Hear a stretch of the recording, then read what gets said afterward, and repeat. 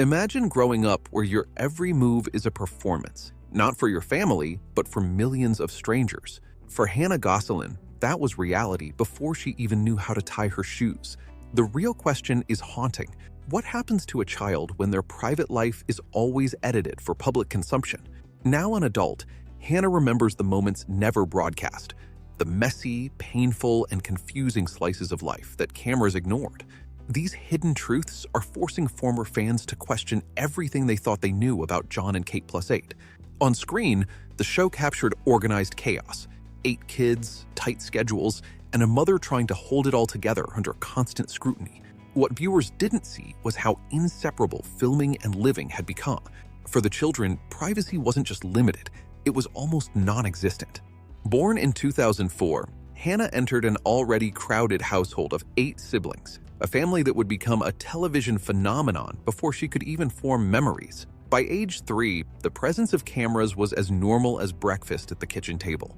Childhood and reality TV were indistinguishable.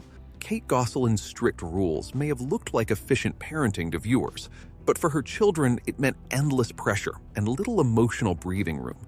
When the family became famous, private struggles went public.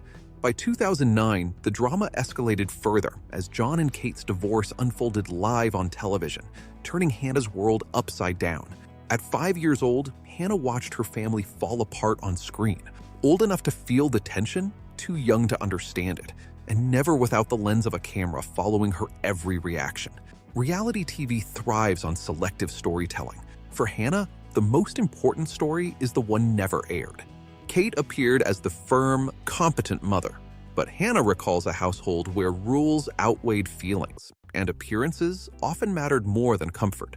Her brother Colin endured long periods apart from the family, experiencing isolation firsthand, something even viewers rarely glimpsed.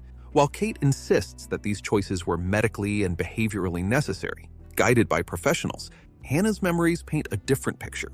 One of emotional neglect hidden behind the perfect TV facade. For her, childhood wasn't a single traumatic moment. It was a subtle, ongoing realization that the life shown on screen never fully reflected the life she lived. Hannah doesn't speak to indict her mother or stir controversy. She speaks quietly, with careful detail, and that is what makes her story so compelling. The family millions watched on TV had inner dynamics the cameras never captured. Growing up inside that system, Hannah spent years trying to explain what life behind the scenes actually felt like. By 2018, at just 14, Hannah began spending more time with her father, John. After years primarily under Kate's custody following the 2009 divorce, John noticed signs of anxiety and emotional restraint that gradually softened while she stayed with him. Eventually, Hannah made a decision. She didn't want to return to her mother's home. In 2018, John was granted full custody, giving Hannah what she described as a more normal childhood, a life without cameras, rigid schedules, or constant observation. Around the same time, her brother Colin also moved in with John. The change came at a cost: fractured sibling relationships and limited contact with Kate. By 2023, reflecting on her upbringing in dark side of the 2000s, Hannah described the household dominated by filming, structure, and image, where feelings often came second. By 2024, she characterized her relationship with Kate as distant, neither fully mended nor completely severed. Colin has shared that he was treated differently early on and later placed in a residential facility, at times isolated in a locked, monitored room. Kate denies these claims, stating that her decisions were medically guided, yet the details left many viewers questioning what really happened behind the cameras. For Hannah, Colin's account confirmed what she had long sensed, that something fundamental about her childhood had been deeply wrong. By 2024, at 20 years old, she had fully separated from her television childhood. The cameras, the schedules, the production routines, all gone. She graduated high school in 2023 and began building her own identity outside the show, launching Gosselin Girl Beauty, a skincare brand she developed independently. She also established a steadier personal life and remains close to her father, John, the parent she chose after years of constant public exposure.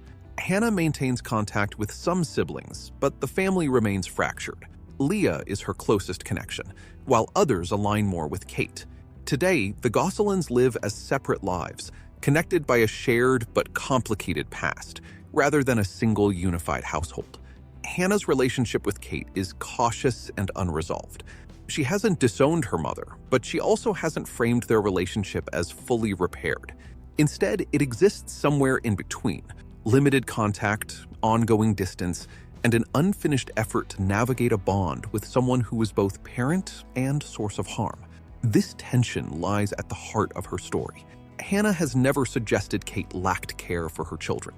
Rather, she illustrates a more complex truth: that love and harm can coexist in the same home. It's a paradox that resists tidy resolutions. What makes Hannah's experience resonate beyond her family is what it represents about reality television itself. She is part of a generation of child stars now speaking out about growing up on camera, without consent or control over how their identities were displayed to the world. Her story is one thread in a larger reckoning with a format that transformed childhood into content. Hannah didn't choose to be part of this system. She was born into it, grew up within it, and eventually stepped away from what she could leave behind. What remains is her voice and the questions it raises. If a child can grow up on television, yet have the most important moments of their life remain unseen, how much of what we watched was ever truly the whole story? And if truth and forgiveness exist in the same family, can they ever fully align? Or do they inevitably pull in opposite directions?